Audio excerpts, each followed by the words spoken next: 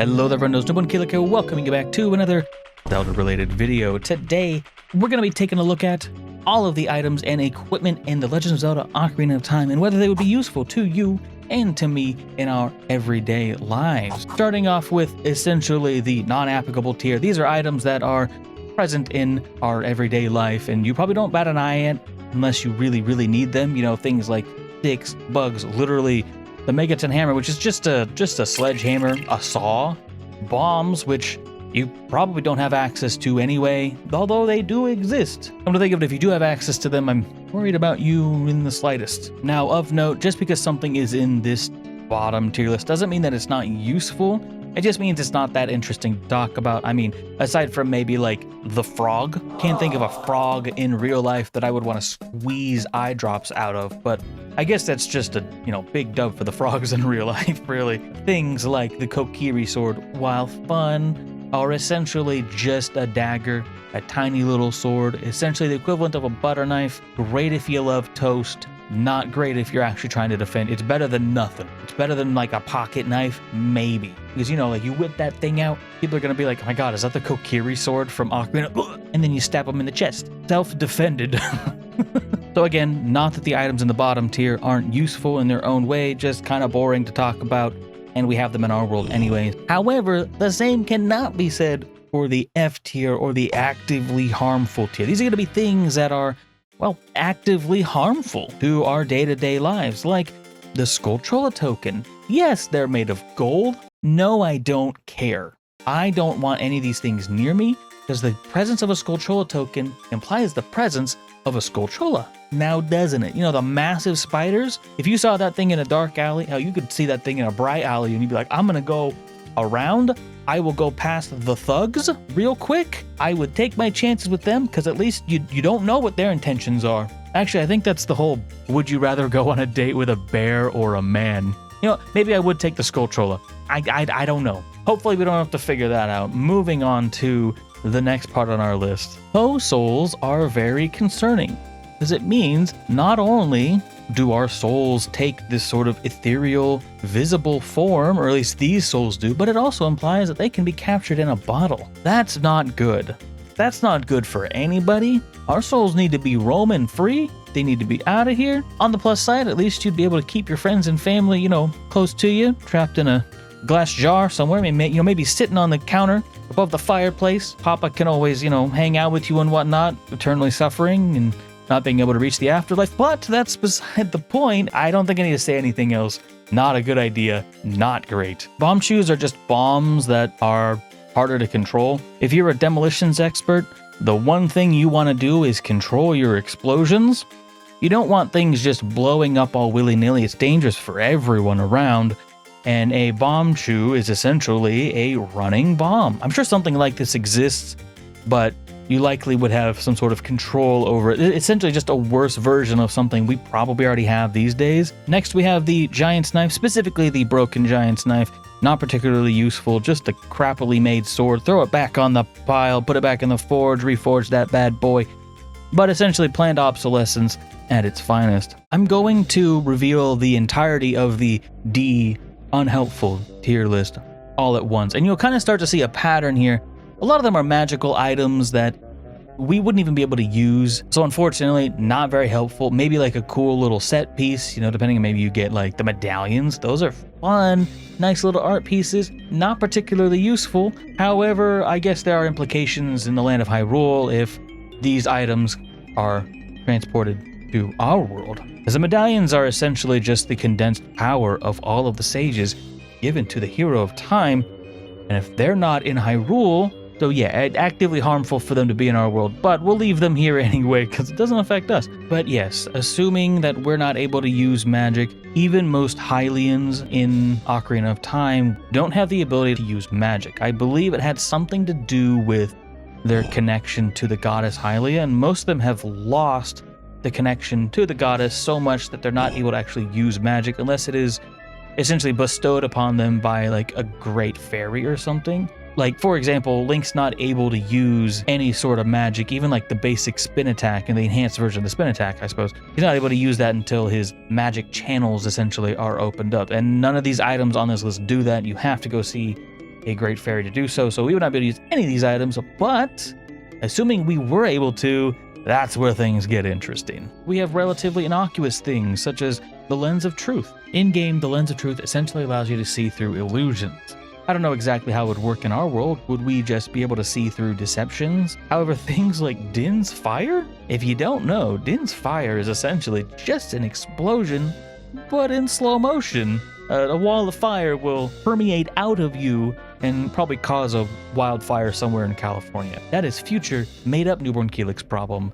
I don't even want to think about that. The other magical stuff, Pharaoh's Wind, would be pretty handy, essentially allowing you to put down a teleportation point and then return to it at a later date. In-game, it's actually quite restrictive.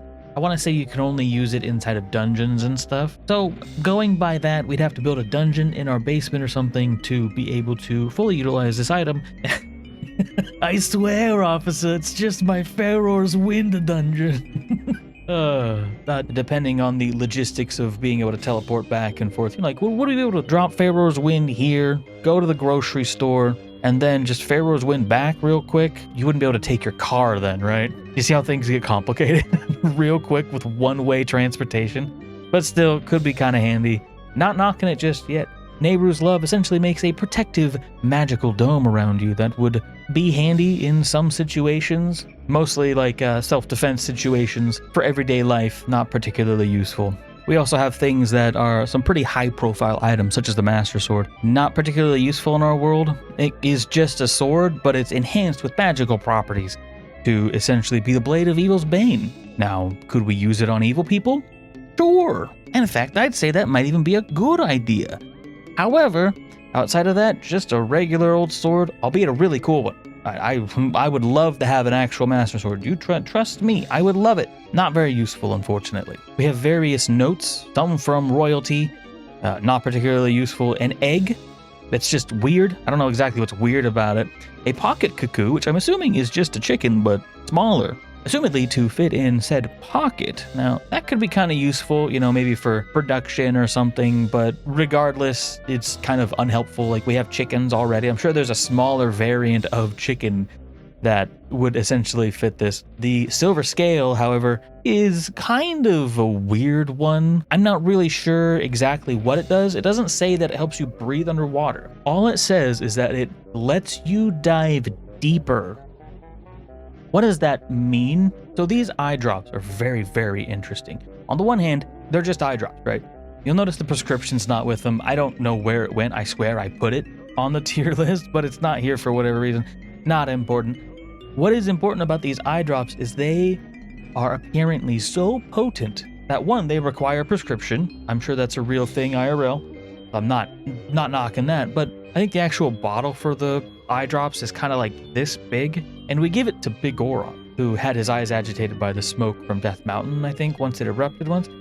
And essentially, he's able to use this tiny little bottle, tiny compared to him, of course, to drop into his eyes. And that must be some real potent stuff, because he is literally dancing afterwards. He is ready to work. The only downside about them is they only last 5 minutes, and you got to kill a frog to get them. I guess I don't actually know. It just says it's made from the frog. Not important. Doesn't really matter. Up next, we have the Not Very Useful tab. These are things that are really neat, really fun, not particularly useful. These will be things like the 3 spiritual stones, things that hold high significance in the world of Ocarina of Time, but here, they're just pretty and probably worth a bunch of money. And then you have things like the Fairy Ocarina. It's kind of just an ocarina. Yeah, it's fun.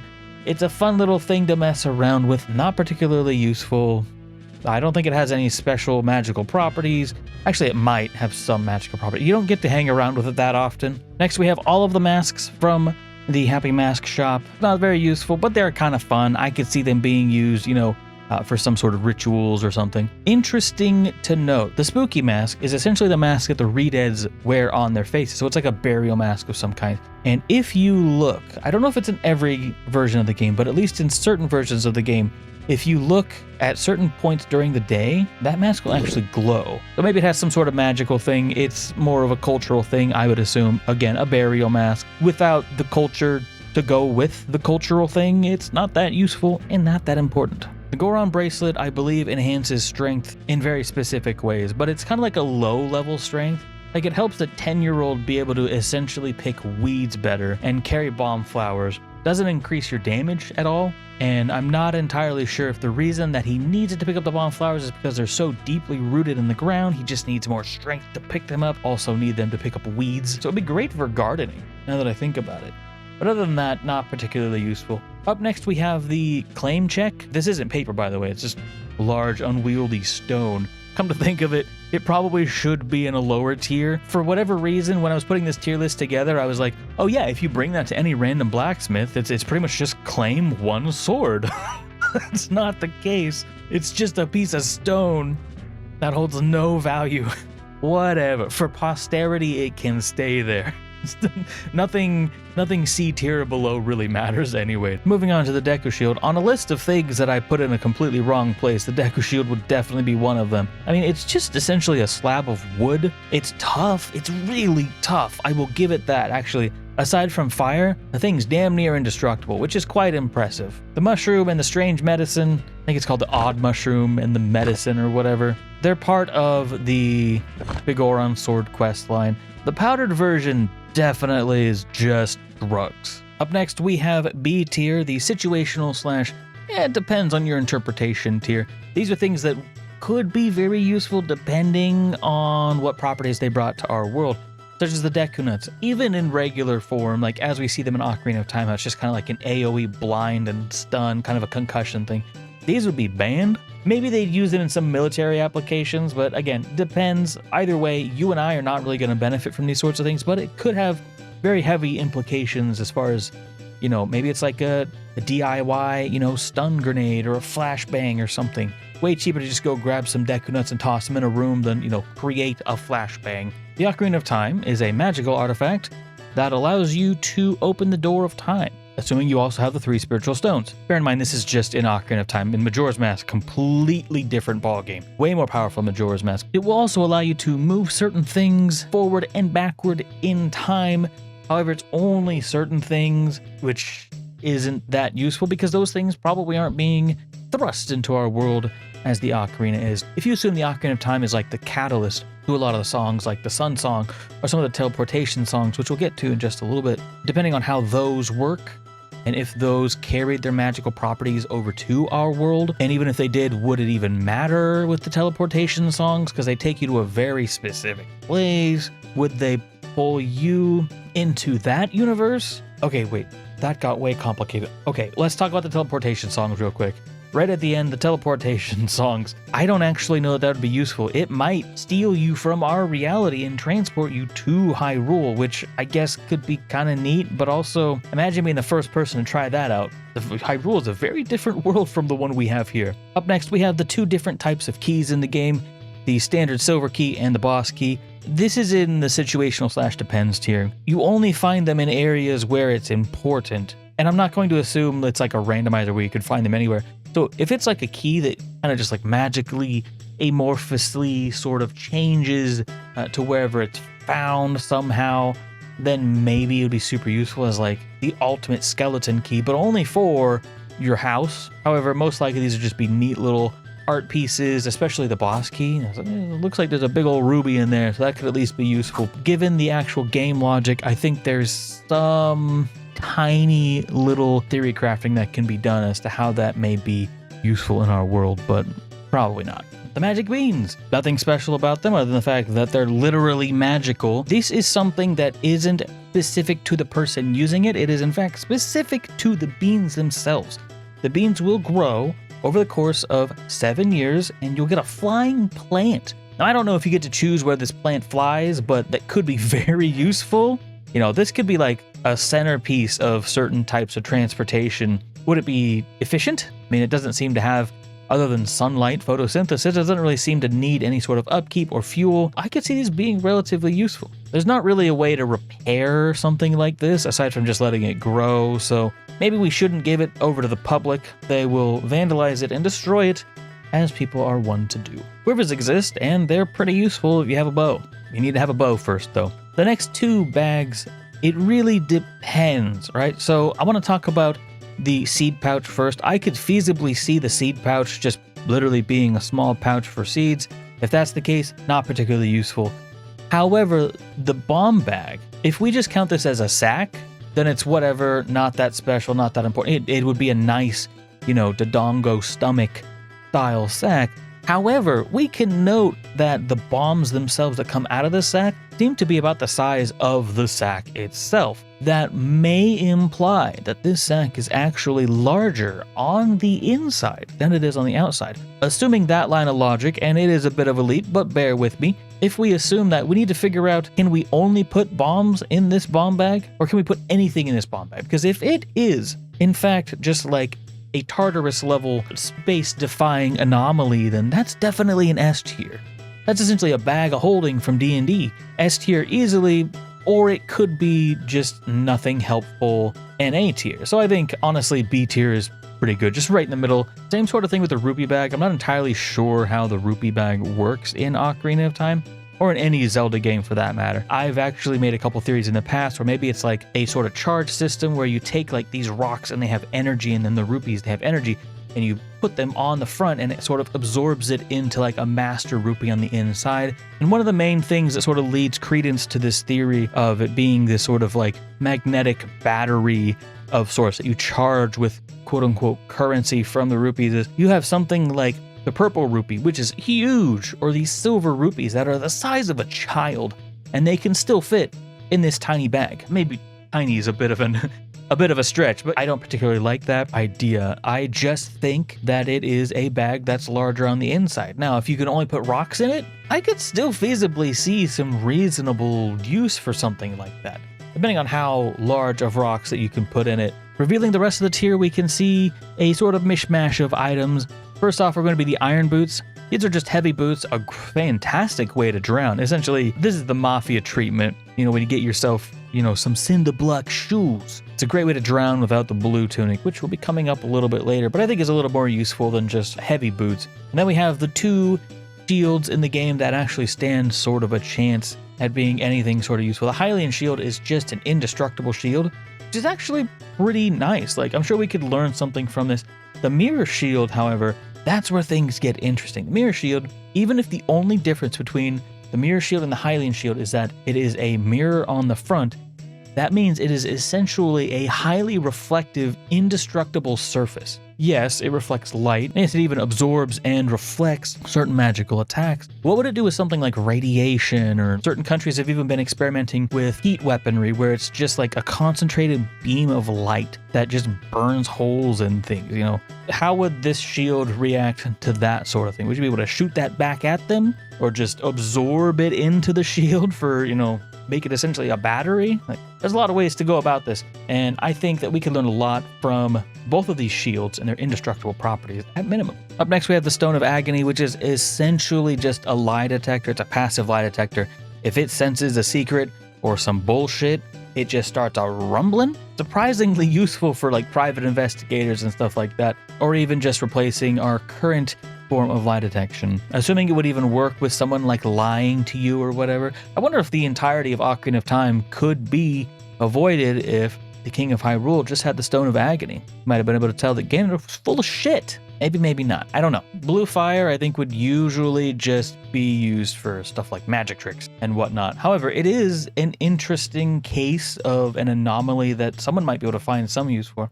It is noted to be a cool flame that can melt red ice. I don't know what that means exactly, but I don't know. Could be good, could be bad. Up next, we're getting to the A tier. These are things that are either handy to have for almost anyone or absolutely life-changing in very niche situations. First, we're going to talk about Lon Lon Milk. Now, as far as I can tell, Lon Lon Milk doesn't spoil. Now, that's pretty handy to begin with. However, it also restores your vitality by 10 hearts. Now, what does that mean in real-life terms? I don't exactly know, but it sounds like a good thing. It's essentially a 2-dose red potion that you can just swig whenever you want. I wouldn't let it get warm. Laws of our universe would say that warm milk's not exactly good for you. And if you drink it in a hot area, great way to get a stomach ache. I used that joke in a different video.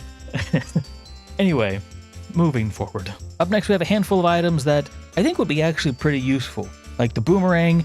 Now, I don't know if it's Link's skill that allow this boomerang to come back perfectly every single time, but if it is, and a little less useful if it's not, however. Or even if you could master this and become really good with this sort of boomerang. Boomerangs have been used as early forms of weaponry for quite some time. However, the fact that this one can hit, bounce off something, and then come back perfectly every time, assuming that's a magical property of the item, and it could pick things up, it could steal things from people. I wouldn't use it for that. It'd probably get banned for that reason alone, but I could genuinely see the boomerang being quite useful. The hook shot / long shot, I'm pretty sure Game Theory did a video on why you would not want to do this. It'd be a pretty good way to lose an arm or, break something at minimum. However, assuming that you could withstand it, or if it did work as it does in the video game, being able to be pulled to a far off location in an instant would be pretty nice. It'd probably rearrange your bones a little bit, but what's some crunched bones between friends? It's not that big of a deal. The pocket cuckoo, I think, is weird to have in between the other pieces of equipment, but it's there anyway. This is said to be a special type of cuckoo that can wake even the snooziest of slumberers. That's not exactly the words they use, but essentially they take great pleasure in waking up very deep sleepers. This would be very useful for me and anyone else who has a bit of a hard time getting up in the morning. It's like an alarm clock, but also a companion. Bows and slingshots are pretty tried and true weapons. Nothing really needed to be talked about there. However, the blue tunic, red tunic are both very situationally important. Think about it. You live in a desert, you put on the red tunic, it's like a spring day. All of a sudden, no more heat. If it can withstand the heat of a volcano and allow the individual inside to do the same, it's gonna do great for people living in like Southern California or very, very hot climates, and sort of the opposite, but with a blue tunic. Any sort of underwater diving or stuff like that, you don't need all this clunky equipment anymore. You can just put on a blue shirt and all of a sudden those jobs they're still very dangerous, don't get me wrong, but at least you wouldn't have to worry about that whole oxygen thing. The hover boots are one of those things that I think would be very, very useful in very hyper-specific, hyper-niche scenarios, such as any sort of highline work or anything where your weight really matters. So think about like a survival situation or a rescue situation where someone's trapped in the middle of a lake of ice, and it's just really not safe to go get them. However, with the hover boots, that's made significantly easier. I don't remember for sure if they decrease your weight, but given how you slip around like you're stepping on, butter sticks on the ground, I would assume it does sort of lower your weight in even just a little bit. Those sort of rescue scenarios could be much safer for those doing the rescuing, as well as any sort of like wind turbine work or anything where you're super high, where like, oh, I accidentally slipped off for a second, but it was fine, right? Because my boots caught me, right? And I was able to just like, oh man, I just got back on. So think of that and how many lives something like that could save. Hence the very handy A tier. And finally, we have the S tier, the life-altering tier, in probably a good way, except for maybe one thing. We'll get to that in a second. Essentially the health-restoring items. All of the health-restoring items are here. Imagine just being able to take a swig of some red Kool-Aid and all of a sudden every single ailment that you've ever had is just healed. It's just done. The blue potion, by extension, kind of has, a little bit of waste there with the whole red and green potion mixed together to make a blue potion. The bottled fairy is essentially the perfect contingency plan. If you die, the fairy's gonna break out of the bottle and they're gonna come wiggle some stardust on you, and all of a sudden you're feeling great again. The hole in your chest from where you just got shot is perfectly fine. And on top of that, you're also feeling better than you probably were before because you don't have any sort of health ailments, which is nice. Heart containers, pieces of hearts, recovery hearts, all the same sort of thing, but with the added benefit of maybe you're a little healthier at the end. Not entirely sure how that would work. Hospitals would no longer need to have waiting lines out the door. You wouldn't even need to probably pay for this sort of thing. Okay, I got a little optimistic there for a second. You'd still need to pay for it. In fact, you'd probably have to pay more because it's more effective. Just depressed myself. Anyway, moving on to the golden gauntlets, the silver gauntlets too, but the golden gauntlets mostly, and these are just straight up superhuman strength.